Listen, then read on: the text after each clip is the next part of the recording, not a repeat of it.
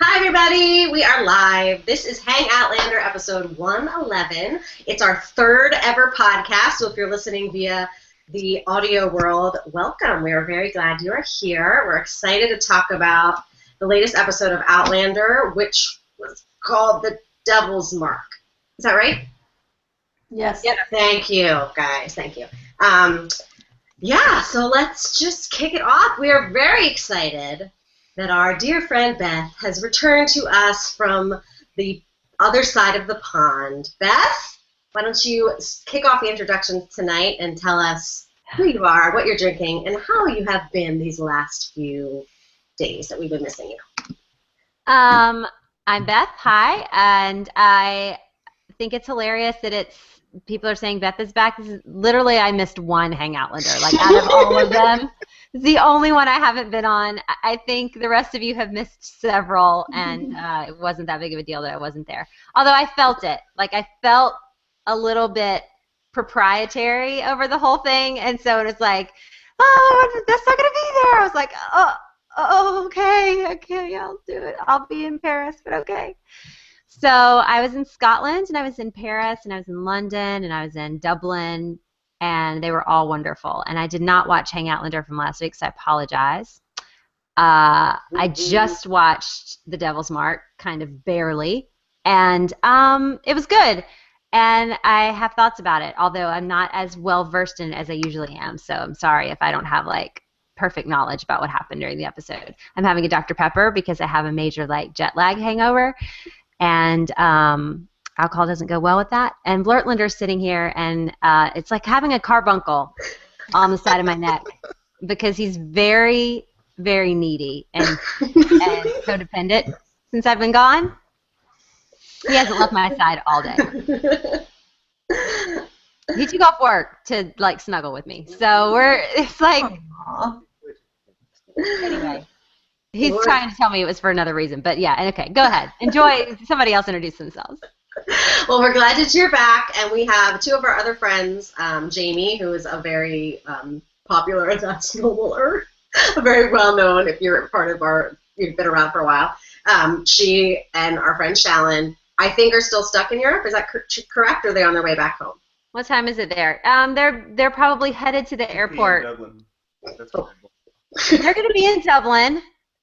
And for a couple more hours. I think they're leaving at like 2 p.m. Dublin time. So, yeah. But they were supposed to leave today. They should have been home by now, and they're not. So it's very obnoxious. Aer Lingus, other than Samantha, who works in the baggage claim at Aer Lingus, who's my new best friend since she got me my baggage 2.5 days late, we got to be very close. Other than Samantha, Aer Lingus, you're an asshole. Your whole company's an asshole. And you look like an asshole. You treat your customers like assholes. You're an asshole. Yeah, if anything could go wrong on this, like, travel trip for these girls, it did. Like, their stories are insane. Yes. Like, have more transatlantic flights, Aer Lingus. That's the whole point of you. You need more than one a day. We hope somebody from Aer Lingus is watching, and if you want to give us all free tickets, because I felt bad for Beth, I would like one. I'll take one. Well, we're glad you're back, Beth, and we hope that our other friends get back soon safely. And yes. We're glad that Beth is back. We're going to try to trend that tonight. Hashtag Beth is back if you want to try to do something obnoxious that will never, ever actually work. That would be awesome. Also, my tagline tonight is nursing a hatchet wound. So just be on the lookout for some more of those. If you don't know what that means, Urban Dictionary it, and we'll get more of those later tonight. Yikes. All right, we have a new face to Hang Outlander tonight, and that is Amy. So, Amy, introduce yourself. Hi, I'm Amy. I've been filling in for Beth, writing the recaps for the past couple of weeks. So, mad props to you for doing it every week, because Lord help, that is intense. And tonight I'm drinking sweet tea from McDonald's because I bribed my kid with McDonald's so she would go to bed early because she and I are going to Seattle in the morning for her spring break. That's how 6-year-olds love to rage it up in Seattle. That's awesome. Yeah, we're so glad you're with us tonight, Amy. And Amy has done an awesome job with our recaps. If you've read the ones the last 2 weeks for 110 and for this past episode. That was Amy's doing, and she killed it. So thank you so much for stepping in. Yes, and I'll have to say this. I don't read other sites' web recaps because I don't want like their stuff in my head when I'm doing stuff. But I did read Amy's because she's writing for us and because she's hilarious. So they were amazing, and they made me laugh for days. Oh, thank you. Yay. Great. Laura. Hey guys, I'm Laura from Hypable, and I'm joined by a friend here tonight. My dog is with us. Say hi, Scully. Oh my God, it looked fake when you picked it up. Like the angle was like. Yeah, yes, it is not a stuffed animal. It is actually a Bichon Frise. Yeah, no, I've been away for a week in California. I'm now back in cold, wet, and rainy New Jersey, and my dog, much like your husband, will not leave me alone.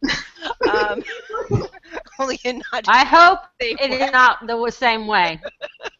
Not quite the same way. I really do. So in any case, I decided to do something a little on theme tonight and checked out my husband, who is not here, his rather large whiskey collection, and doing a little Drambuie tonight. So that's what I'm drinking. Real quick, speaking of collections, Laura, are those Gone with the Wind plates behind you? Oh, yes, they are. Sorry, doing this from a totally different location than I usually do. Yes, those are Gone with the Wind plates sitting behind me. Is there any Ashley on those plates, or is it all red? Oh no, there were actually 2 plates with Ashley on it. The plates short story is I mentioned offhandedly liking Olivia de Havilland in Gone with the Wind, and my mother decided that meant I liked all of Gone with the Wind, and 24 plates were the result. Yeah. Hey, at least she buys you presents. I brought my kids back to the dumbest crap. There you go. Really, I just wanted the Olivia de Havilland plate, but I got 24 others. So. Hey, she went above and beyond. There you go. Awesome. All right. Nikki. Hi, guys. Sorry, I was looking at your tweets. Tweet us, Hang Outlander. I'm drinking, once again, the sparkling water because I just ran in the door from work. So that's all I saw. And I had some roasted seaweed. It's real exciting. Laura's face. It's really good. No, show it to them. Show it to them. Okay. This brand, I think, is from Trader Joe's. It's like $1. You can get these. They're very tasty if you need to not have so many chips. So, tweet me if you like. The package. What's inside? Oh, I already what you're putting into your mouth. I already ate it all. It's empty. Oh. Sorry. My tagline is just plead guilty and get this over with. So, think you can tell what I thought about it. All right, and I am Becca, and I am here drinking, actually I don't know because I didn't pour it tonight, but it's probably a Pinot Noir. And my tagline is #Hi Outlander, which I did not come up with, but I think is pretty creative. And that's because today is April 20th, and if any of you are in the know, 420 is the police code for, I don't know, marijuana offenses or something. Anyway, so people get high today. And I thought it was kind of creative, guys. Hi Outlander. So thank you, Julie, who I'm sure came up with that. What if we just call it Highlander? Like that other. That's a whole other show. Short story. Isn't that the guy on the motorcycle? No. Oh, just kidding.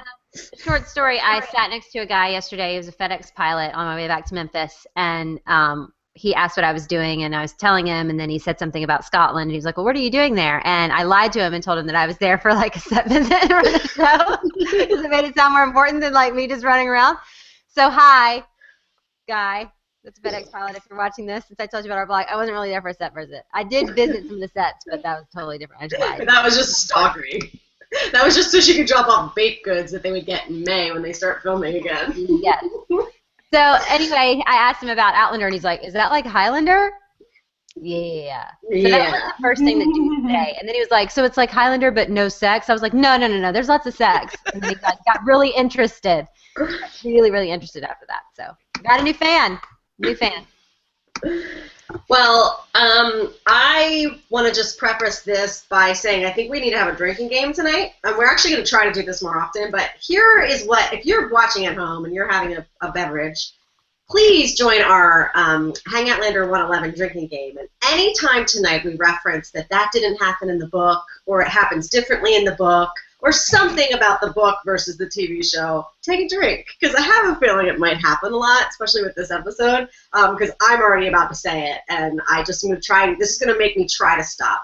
And one of the reasons why I feel like I was excited about this episode because we were going to have our friend Kyle join us tonight, and Kyle is a newbie to the Outlander world. He's not read the books, and he loves the show. And I love talking to people like that because they don't have that backstory. They don't know what's happening, and we can't give it away. There's so much that kind of happened in this episode that we know gets talked about later. There's stuff that Nikki doesn't know because Nikki isn't as far as some of us are in the book. So we have to be careful about what we talk about tonight. But I was really excited to hear what Kyle thought, since this is the first time he was exposed to this kind of stuff. And so I am bummed, and now I feel like there's nothing except for this drinking game to keep me from saying, but it didn't happen in the book that way. So anyway, just throwing that out there. I think we should just get it going. Let's do it. Let's talk about the big hole that they were stuck in. I don't even know where to start, guys. What? You mean when Jamie was groping the grotto, that big hole? I was going to say the city sewer cover. They just happen to be in. Right. Never mind. I like somebody said on Twitter today, why didn't she take off her bum roll and use it as a pillow? And I was like, yeah, that was pretty obvious. Good. Let's just. I have a visual aid. Okay. This is my neck pillow from my recent trip. Bum roll. Look at it. It's a bum roll. Right. So she could have taken that off and used it as a damn pillow. Yeah, because it is a pillow. It works really well. Why didn't she do that? We don't know.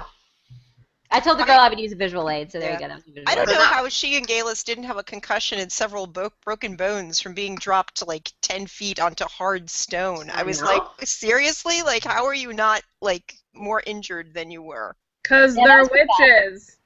Witches. They're witches. Witches don't need stitches. Uh,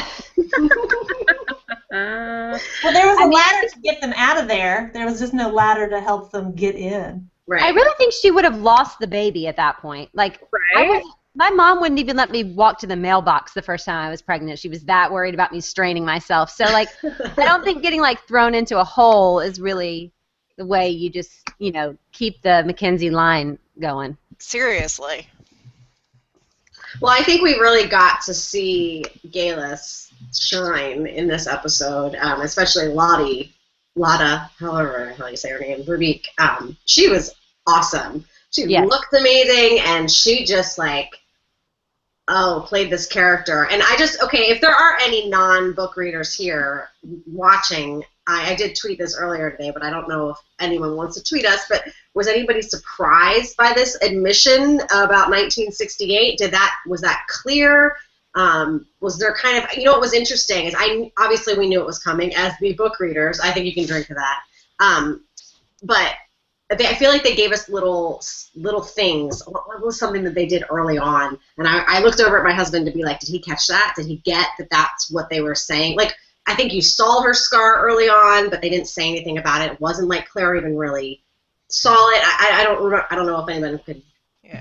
When she said the line about, I guess I'm going to a barbecue or whatever, the young gentleman I was watching with said she wouldn't have known what a barbecue was, and I was like, yes, she wouldn't have known what a barbecue was. What does that mean? And I was like, well, even like they have to spell things out for everyone. I mean, even the word fucking, because it was, looks like I'm going to a fucking barbecue. I mean, Jamie doesn't know what the word fucking means. So you would think, he would at least know what common swear language was. So it wasn't even just the barbecue; it was also the fucking. He, was out of time or whatever. Yeah, I think that Brian hasn't watched it yet, but I'm pretty sure at that point he's gonna be like, "What is going on?" She wouldn't know that, because it's a couple of times things have been, anachronistic like that, and he's mentioned it, and then 5 seconds later you see why it's that way. So. I liked Claire doing the, I have but one, the Nathan Hale quote, I have but one life to live for my country or whatever it is. Yes. I just started questioning whether two people who were brought up supposedly in the UK and Scotland would have been that well versed in American Revolutionary quotes. Like, That's what I brought. I totally agree. I mean, like, obviously, like, every American kid knows that, and Paul Revere's Ride and all that, but, like, the American Revolution is like a hiccup in the history of the UK. Right. Like, Amy, what did you say about it in your post?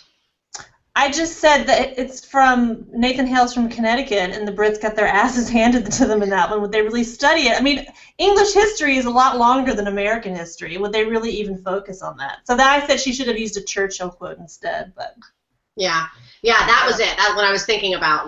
And I looked over at my husband, and I know he was kind of like, there was something weird that just happened in that scene, but like, that didn't, it didn't register that was you know happening. what I was wondering is that scene where Galis first encounters Claire, and Claire's out there in the, I don't know, the weeds or whatever, picking her herbs or whatever, and she's humming a tune. I was wondering if that tune was like a modern tune back then, and maybe Galis picked up on it then.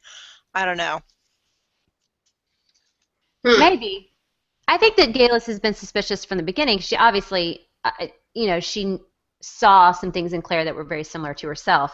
Coming from nowhere, having no family, being totally out of time. I mean, she obviously is different, but Galis recognizes that the potential for somebody being from the future is a possibility. So she knew who Claire was, I think, from the get-go. I don't think we were supposed to necessarily assume that there's like a moment where Galis figures it out. I think she knew straight away, or at least assumed straight away.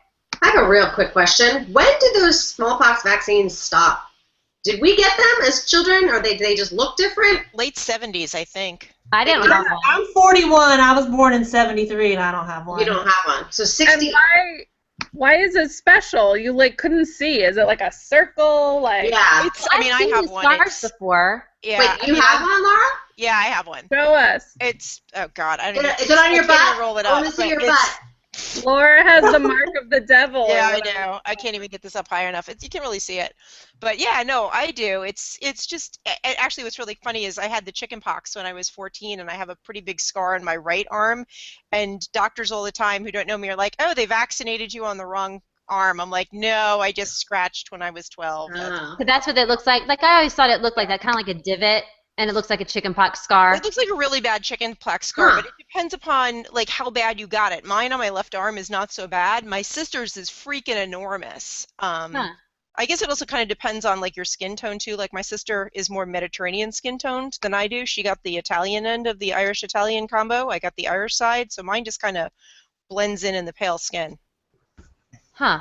That's weird. What did they freaking vaccinate him with? Like a mallet? Yeah. It was just that the virus, as far as it was explained to me, it was just that the virus is still, like, they hadn't really quite perfected stuff yet, and it's kind of live, and it does destroy your skin, which is kind of, gross. Yikes. Wow. Well, fun facts that we learned today. It's just a science lesson here on Hang Outlander. I really didn't like the that when they did the smallpox part, correct me if I'm wrong, because I again didn't watch the episode but barely, but like, doesn't Claire go into voiceover right there about how Galis must be from 1968? And I was like, yeah, no shit. She just said 1968 to you. She said the words effing barbecue, and you're gonna explain the smallpox scar to Jamie in 5 minutes. Again, that was a totally unnecessary, weird, stilted voiceover we could have done. And that was as she's walking out of the trial, yes? When that happens, yes. Yeah. They're cowering in the corner and stuff too, That definitely felt like, again, we're smart. Like, the audience is going to figure this out. Right? Yeah. I mean, maybe not. I mean, I, again, haven't watched it with Ryan yet, but I have a feeling that it'll be like something I have to pause and explain. So maybe the audience needs that. I just feel like with a couple more knowing looks, like when she said, I'm going to an effing barbecue, which was a great line, and she delivered it so great. It was perfect. Like, focus on Claire's face for a minute and give us a little bit of Claire recognizing that that's out of time. Right. And that's not okay. And give us a little bit more that way, and then don't spell it out for us in voiceover 10 minutes later. Yeah. You know what I really did like about that scene, though, which is different than the book, so cheers, all. The fact that Galis tells Claire firsthand I think it is possible in 1968, which is different than the book. It's I forget who gives Claire the message later on that Galis said something, Dougal does, I think. Is that who it is? I He couldn't says remember. 1968. Yeah, I really liked that sort of very active way that Galis did it, and also how she said 1968, because I know when I read the books and I heard that the message was 1968, I interpreted it as September the 1st, 1968, not the year 1968. So I liked the way that they did it. I thought that was good. I like that for dramatic effect in the show. Yeah, I did too. I just think they ruined it then. Like they let Claire ruin it. Sorry. Yeah, they could have gone without the voiceover. Yeah. Oh yeah, the voiceover always ruins it. I want to jump in and say we have a bunch of folks on Twitter, Artgraph, Jamie Rules, everyone else who's saying Lotta really just like dialed it in. She was amazing. Like, can we talk for a second about how she killed it in this episode? Yeah. My favorite thing about her in this episode was some of her just less over the top looks, like when they're in the trial and they're standing on the the accuser's bench or whatever, and she's just really understated in the way she's responding to what they're saying instead of this cutesy little witchy thing she's been doing every episode. It was just a lot more sophisticated responses, I felt like, to what was happening to her, and I really liked that. Yeah, especially when you had Claire, who was going so over the top, like, shut up, like, you're not helping anyone, you're not helping yourself.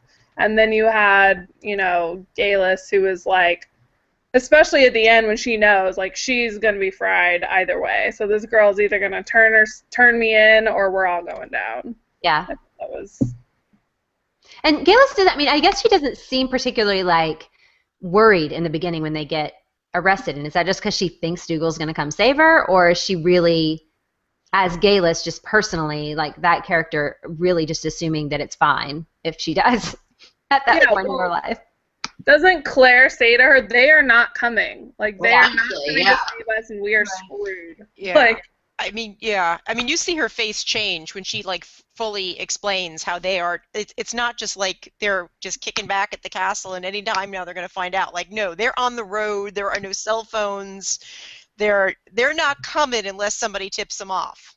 Yeah. And it was interesting talking to my husband. Again, I wish we had somebody here who didn't know, because he was like pretty sure Galis is going to get out of this. And then at the end, he's like, I'm not, Galis doesn't seem like she's getting out of this. I'm like, well, we don't know. We didn't see whether or not she got out of this. You're just going to have to see where the TV magic takes us.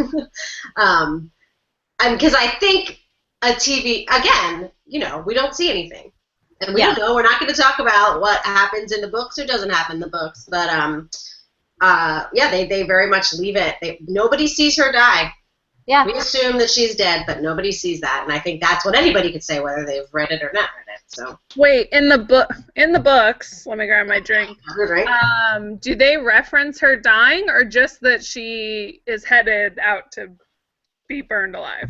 No, Claire just sees her smallpox scar, and then that chapter ends. Jamie comes and grabs her, and they're riding off, and she strips down. You can see her naked. That's actually when she finds out she's pregnant.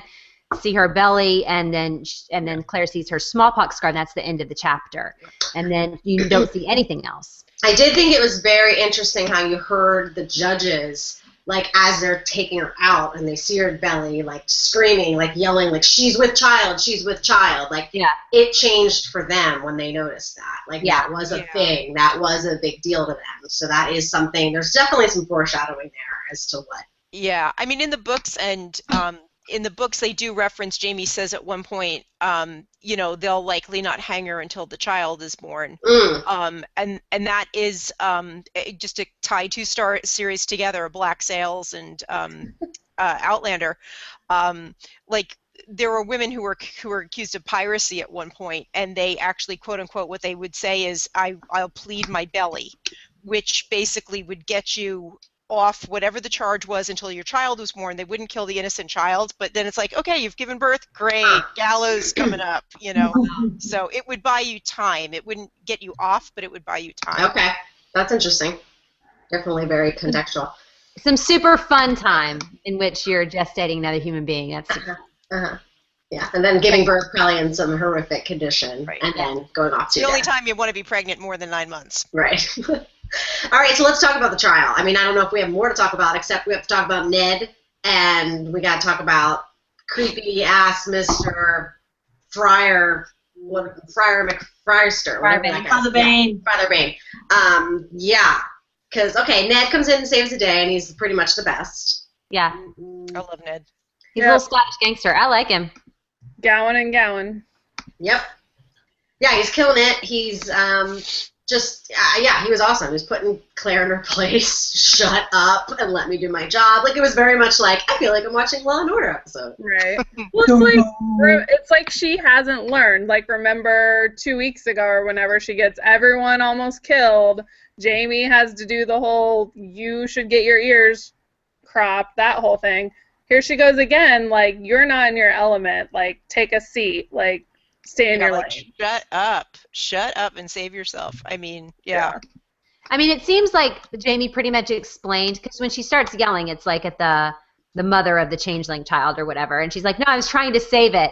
Jamie already explained that they don't get that. They don't get the changeling thing. There's no hope for her, like, getting these people any kind of help or helping this child. So she already knew that that was like a sticky situation, and the fact that she's still like, I was trying to save it, I'm a healer, like, I mean, obviously she's super distressed at this point, but was like kind of a boner move. Like, you know, like you know that's not going to work on these folks, okay? They left their newborn out in the cold to die. They're not going to, like, bet that you're trying to save it with your CPR skills. Right, right. Your first aid from the First World War skills. And the trial seemed to go on for too long with, like, Too long. I need to hear Alistair say that, you know, that she was able to call down the lightning from the heavens. Like, that's the time for a montage. Yes, it would have been townies coming out and saying. Yeah. Or just, like, give to the second half. Put more time in the second half of something that I really want to talk about that they just glossed right over. Yeah. Yeah. I agree, Amy. They could have taken a little bit of Father Bane, taken a little bit of the mother, taken a little bit of that dude, maybe a couple of other townspeople saying some shit that wasn't real, and just done a montage of accusations and gotten the same effect, and it been a lot shorter, and then we could have had more time post-trial, which is probably one of the biggest disappointments I've had in the show so far, is the amount of post-trial that we did not get. Yeah. Yep. We'll get to that in a second, because I want to first talk about, and I'm going to have to say a book thing here, but Leary, and just how, and we're not getting into the details here because we're going to spoil it for too many people, but I had a hard time buying that this girl who's just brokenhearted would be that cruel. She is not an idiot. She knows that she is sending Claire off to her death, and it didn't work for me. I don't know. Teen girls are terrible. What? Teenage girls are terrible. I don't know. I mean, yeah, I think it's pretty intense, but I think teenage girls don't get it. They don't get, like, how serious a lot of times what they're doing, the consequences of that. That's the point of being 15 or 16. Yeah. And But your she says cerebral I'll dance cortex on is your fully grave. developed. Yeah. I mean, but she definitely knows death is the consequence. It's not like it's a beating. It's not like it's a whipping. It's like, you are dead. I will dance on your grave. I will have your husband. That's pretty stark. I can imagine her. I think I can believe in her, like, telling somebody, or, like, but then going to the trial where there's this mob mentality and people are trying to send her to her death. That is a whole nother thing for me, and it just didn't. It wasn't believable. I like the idea that they are villainizing Leary to a much more distinct degree. Because, I mean, book readers have hated Leary forever just because of who she is and what she represents. There's book readers that hate her just because of the alcove, right? Just because she dared to kiss Jamie. So it's possible that we over-villainize Leary in the books from what we get, but in the show, we're not over-villainizing her. She is trying to execute Claire the only way she knows how, by getting a wish, by getting her tried as a witch. She's going out of her way to be a villain, and I like that. I think that them fleshing out some of the extra characters more is good. It would just be the Jamie and Claire show if it was 100% canon. So I I like this new kind of twist, and how it will fit into the later books without spoiling anything. I think more interestingly than it does in the books. So, okay, let's transition because we've already spent way too much time on the trial, as Nikki, I'm sure, was saying.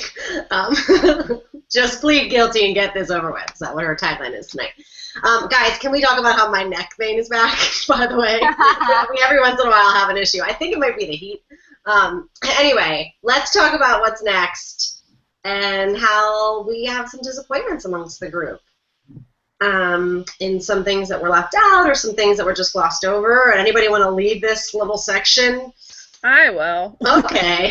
I talked about it last week. We talked about what were we looking forward to, and I was like, a certain conversation on a certain hill, and I didn't know we were going to get there that quickly, and it was over too quickly. He showed her up there, and there it was, and that was it.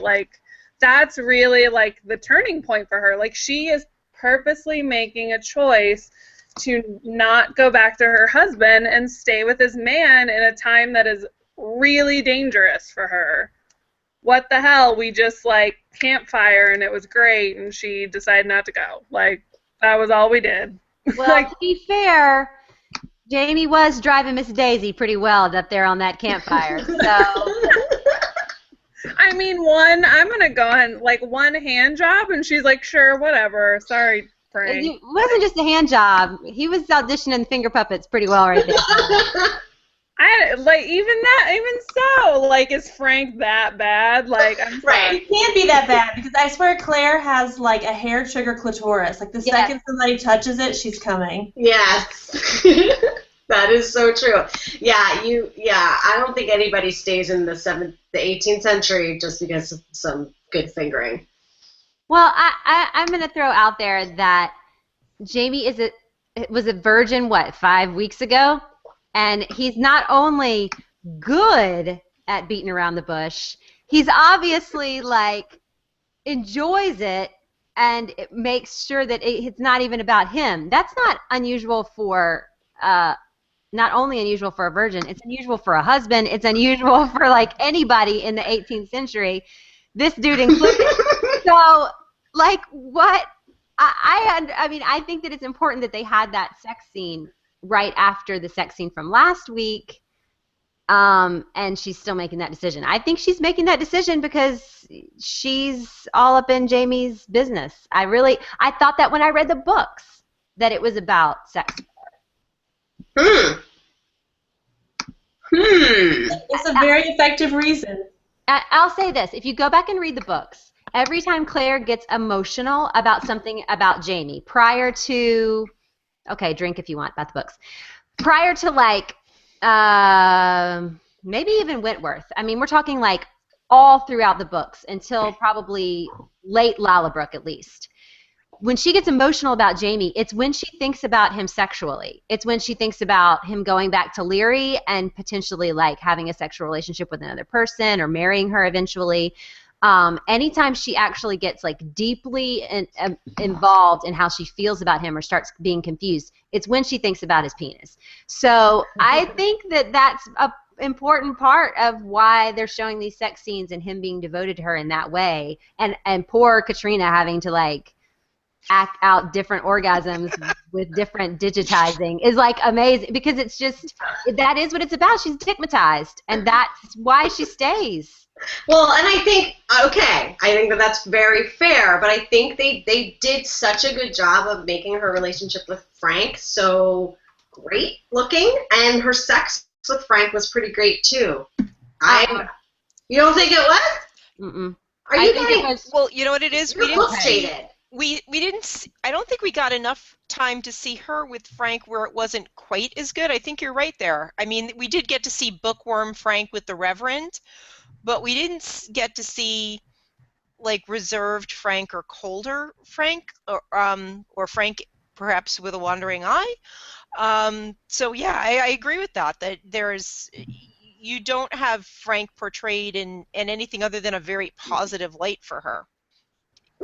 Nikki just tweeted that I just told Beth she's book jaded. You are.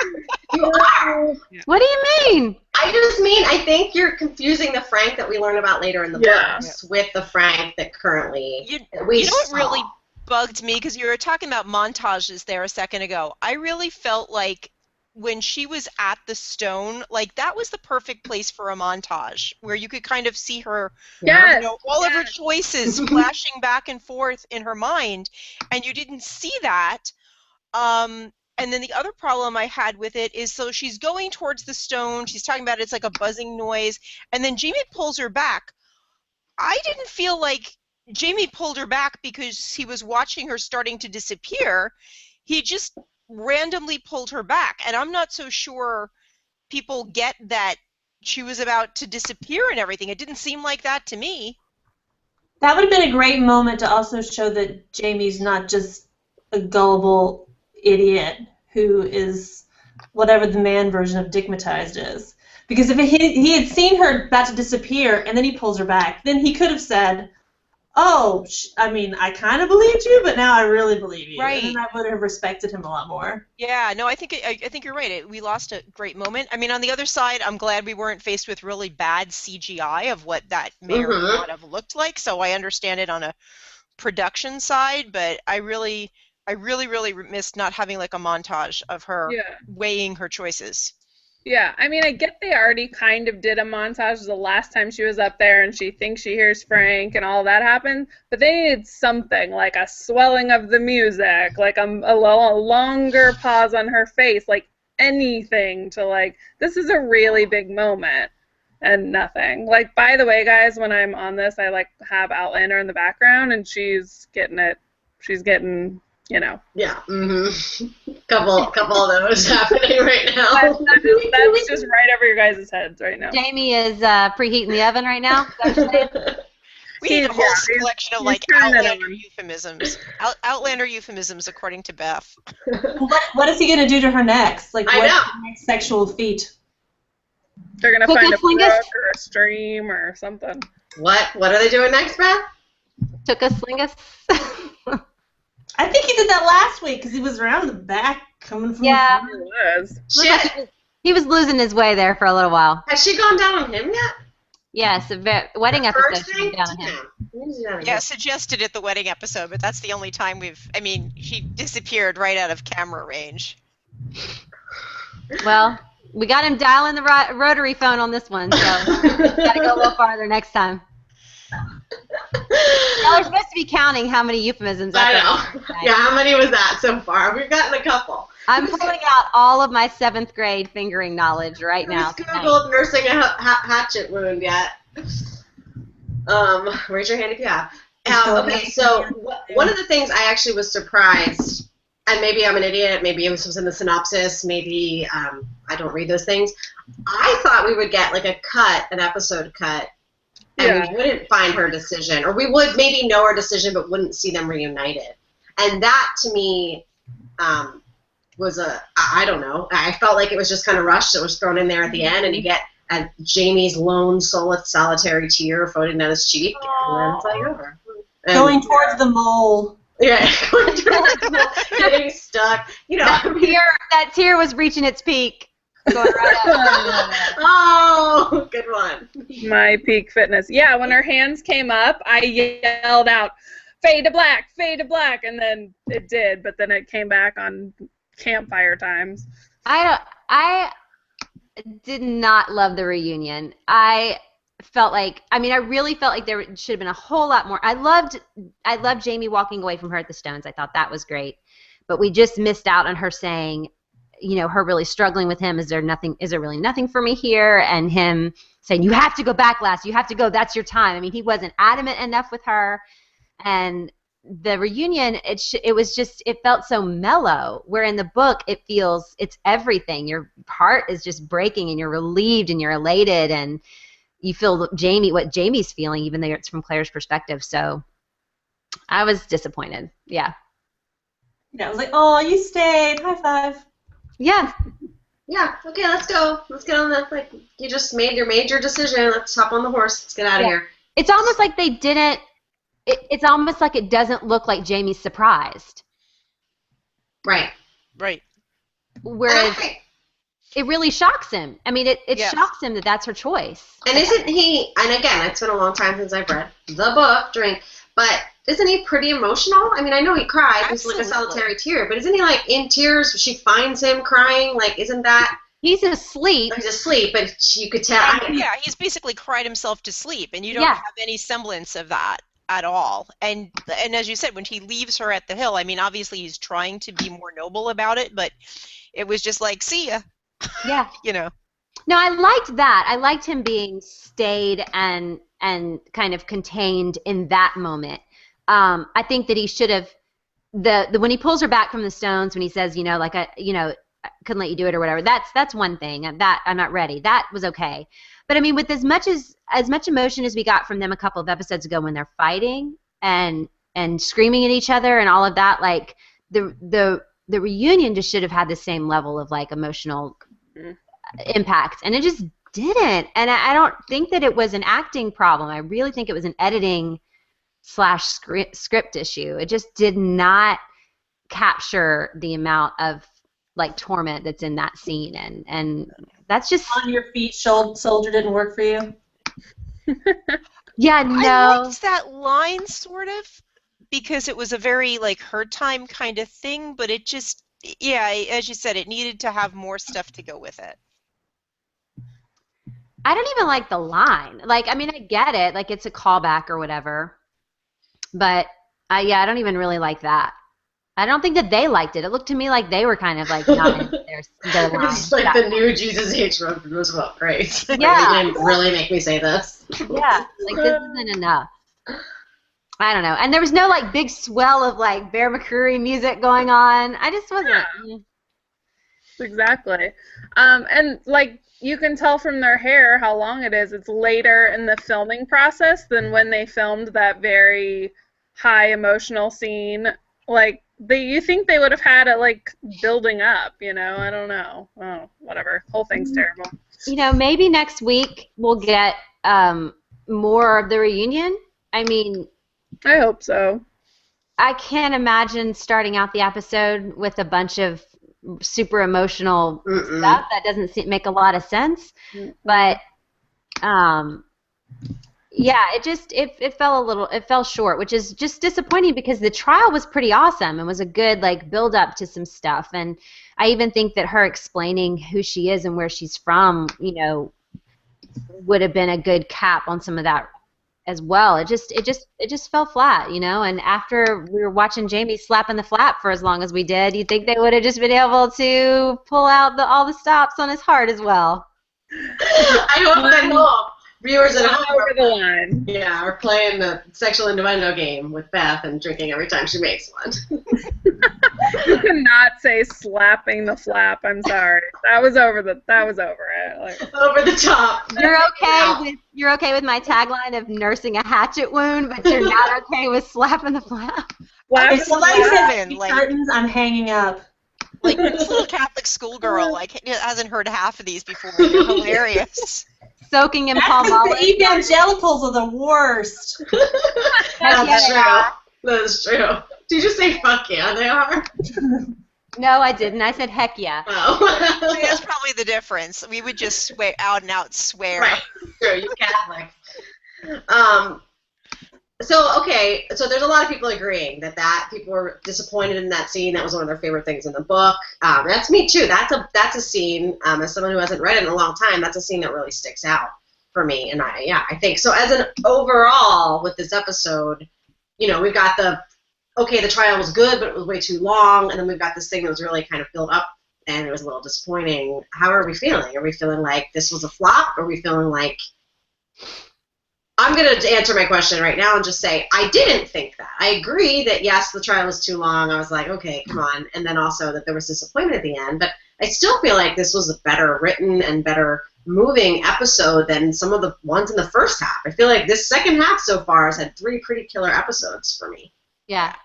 I liked it for the first 45 minutes. The last 15 just had some holes for me. I mean, it wasn't horrific, but I think the first 45 minutes was way stronger than the back half. Mm-hmm.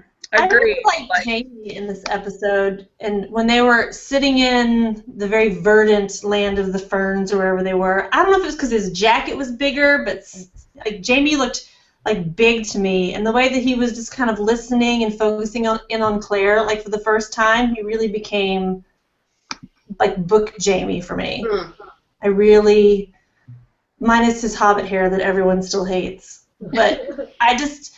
Because I feel like Jamie will like ponder and consider before he really makes a decision, and I thought that was really well done. Yeah, I really liked him throughout. I just felt like he got, once he came in, I would have loved him throwing the jet necklace on her. Somebody else said that on Twitter. I just read that. In fact, I remember when we very first were talking about the show before they even had finished casting, I think, like just talking about seeing Jamie Fraser come out with doing some of the things that he does, like riding in on a freaking horse up to an outdoor witch trial scene and throwing jet on her. Like, you can't rescue somebody like that and it not be completely just amazing. So I missed that, like just kind of his swashbuckling coolness. I missed the rosary thing. I would have really liked to see like the rosary get thrown over her. Yes, I agree, like, totally. Lassoed her with some Jesus and got her out of there. It's crazy. Yeah. But I think that Sam was fantastic. I think it was fantastically acted. I just think that it had some editing issues at the end. Yeah. You know what's interesting too? One of my favorite lines from the book is, and then she threw her life away, which is Claire talking about Galis basically just saying, I am a witch and everything in the book. And I felt like, for me, that's one of my favorite lines in the book is, and then she threw her life away, talking about how Galis made like this active decision to do what she did. And I thought, you have all this voiceover. Could you not quote Diana Gabaldon in the voiceover? Come on. It was one of my favorite lines. So, I don't know. Somebody make me a gif of like Lottie like saying that. That would be great. There's a good tweet here that I wanted to read from Rachel R. Graph 12, and she just said she missed the passage where Jamie says he prayed he could let her go, and I forgot about that. I think that's post the reunion too. Okay. I mean, it could have been something that they had at the fire, and it may be something that we get to on the next episode. I keep saying tomorrow. Tomorrow. But I think it's something that we'll get in that episode. Great. Because it's after, explaining maybe how he felt. Next week should be good. I know we kind of say that a lot, but like next week should, I hope it's not all like horse riding. I'm looking forward to Jenny. Like I love Laura Donnelly as an actress. No, huh? I'm seeing heads going, no. She just looks like they've made her into a complete bitch, so we'll see. Yeah, I just really like her as an actress a lot, so I'm very curious to see what her take on Jenny is. I'm not remotely familiar with the guy who's playing Ian, so I have no opinion there, but I really liked Laura Donnelly, and I've seen her on stage too, so I would like to, I'm really curious what she brings to the character of Jenny. I like Laura Donnelly as well, and I think that she's probably really, really great. We already know she has good boobs, so she's good there. But we only like people with good boobs. Yeah. We've seen everyone. I hope that's not true. It isn't. You said it like, obviously we know that she has good boobs, so we're going to like her. You just said it like so matter of fact, like duh. But yeah, I don't really care for Jenny as a character, like in the least. I'm trying to think of the redeeming qualities that I like about Jenny, and they are slim to none. Oh, wow, I really like Jenny. Ooh, we're going to have to duke it out over Jenny. Although I understand totally where Beth is coming from, especially when you start taking later books into consideration. I get it. I totally understand where you're coming from, but Outlander Jenny I like a lot. So I have my husband has a theory, and again, my husband, who only knows what we've seen so far in 11 episodes, has some thoughts. So we're not going to tell him whether or not he's right, but I wanted to read these because I think they're pretty good. He also has some interesting names for characters, so I'm just going to read what he texted me the other day. Whether you can understand what he means or not will be up to you. He told me that he thinks Claire and the Red Witch are going to meet again in the future somehow. He also doesn't think that she's dead. He thinks that Dugan McTrevitt, I think he means Dougal, played by Graham McTavish, and possibly Aaron McTrevitt. I'm pretty sure he's making an Aaron Tveit joke. Aaron, is that Dougal's like Jewish cousin? Yes, Just checking. he sings in the musicals at the castle. Wow. Yeah, he thinks that Dougal and Aaron Tveit came in with Stan Hogan, which is his love name for Sam Heughan. They ride in on their horses, and that they save her, Galis, and that the townsfolk shoot Nedward. He's calling Nedward. Like Squidward? That is so wrong on so many levels. I think it's like a Twilight Edward thing. Yeah. He calls him and Nedward. They're gonna shoot him instead. So that is his theory. I think there's obviously some comedy there, but I believe he does think that Galis does not die and that Dougal saves her is kind of what we're reading there, and that Ned is probably dead. And so I did tell him, we're going somewhere new and we're going to meet some new characters, and he was pretty disappointed about that. He's like, I'm not going to find out next week whether or not I'm right. I'm like, no, you're not going to find out next week. But maybe Aaron Tveit will show up. And sing a very lovely. And we can all be like, remember when 2 years ago we used to write about him? I like how we really don't even know how to say his last name. We're like, Aaron Trividet. Trividet, yeah, Trividet. Well, we got to talk about our giveable moment from this week. Okay. What do we got? Amy, do you got one? Want to kick us off with a giveable moment? A giveable moment. Oh, it would definitely be Jamie looking at her just saying, like, no, I'm going to watch you.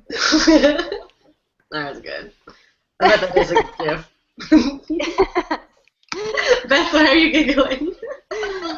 Because it's so dumb, like some of the euphemisms are going through my head right now. Give us a little. Like, I want, my gif is like, yes, like Jamie putting his hand like upper skirt, and then just like a million flashing euphemisms like, gonna peruse the yellow pages, like, just fiddling the bean, and just like a million like finger banging euphemisms on a million just all the same thing. I'm looking for the man in the canoe. Right. God. Paddling up Canoe Creek. Swimming in the Koochang River. Well, that's when they could have used the waterweed moment. He was fingering her. He could have said, oh, you're slippery like a waterweed. I know, right? So did we miss that in the book? It's not. That's not in the book. That's not in the book at that moment. But we haven't gotten to that yet, or have we? We've passed. Oh, we did a long time ago. Buried in the dust. They should have done that. Those idiots. Yeah. A bunch of idiots over there. Stars/Scotland. I don't think that somebody, I think, tweeted this to us or we were talking about it. They never realized the importance of the waterweed. They just never got that was like a huge issue. I want to be like, if you'd been to the That's Normal store right? on Cafe Press and seen our 10 different items that have waterweed on them, you would know that waterweed is a major issue. All right, Beth, which, come to the That's Normal store and get you some gear. Yeah. What is your giftable moment, Beth? Giftable, whatever. I think I just said what it was, but like a lot of that. Just you really want that. You really want that, the gifs with all the innuendos. Yeah.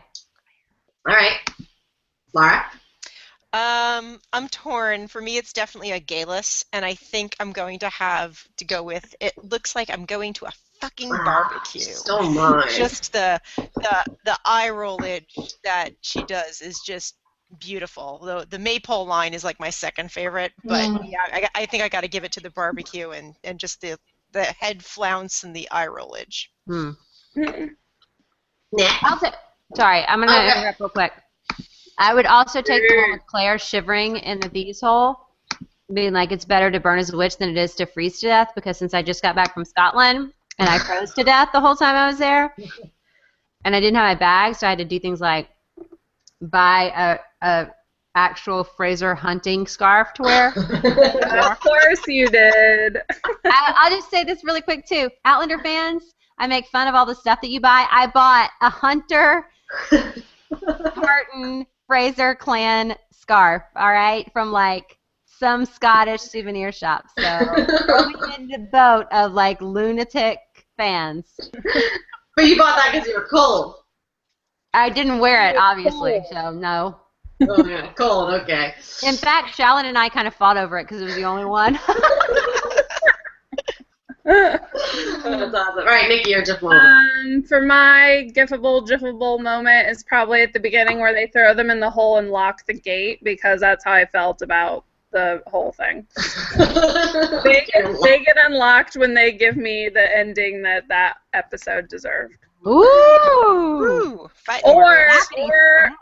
I want a GIF of the starlings flying at the beginning, because that was the best part. Yeah. That was actually cool. Those were good. My typical moment is when Galis was doing the crowd surf at the rave that she was at, and they're in Scotland, with her like belly and her boobs, and just like I was just so uncomfortable and just like I don't know what's happening. You're gonna kill this pregnant woman and rip her apart, and then I like that moment. She was crazy. She was a crazy, awesome woman. I liked it. Yep. Yeah. Sorry. Everybody, Oh boy. we're having a flip-off fight over here. He's mad at me. I thought there was something happening, like he was looking for the man in the canoe. Aw. Dialing the rotary phone. That one's my Flapping favorite. the flap. Oh, getting the Colonel's original recipe. That didn't even make sense. Finger looking good. I don't need KFC. Come on. Oh gosh. All right, before we ruin every sexual innuendo ever, we're gonna go. But thank you for watching tonight. We have any business to discuss. This is gonna be on podcast in the next couple days. Big thanks to my husband for getting that done for us the last 2 weeks. Oh, thank you. Slow clap. That was your Ryan. choice. Ryan. Yes, husbands, yes. Yes. And I'm pretty sure we're going to have Blurtlander back this week. Oh, he hasn't watched. He's 2 episodes behind. He hasn't watched yet, and we haven't watched together. And then I've also, Penny Dreadful just came out. Game of Thrones came back. They have a lot of TV Black catches. All I'm hearing are excuses, and all I want to hear is a yes, master. No, now you're not getting Blurtlander. That's just not happening. Okay, never mind. Don't tweet us. Blurtlander's not coming back. We will have him in the next probably week or so. Yes, maybe. Yes, maybe. Well, thank you guys for joining us. All of you. We've had a lot of viewers tonight. We're glad that you tweeted with us. Please keep tweeting, and we'll retweet and respond when appropriate. Please say goodnight to my neck vein. Good night, Becca's neck vein. All right, guys. Thanks for joining us. Bye. Bye.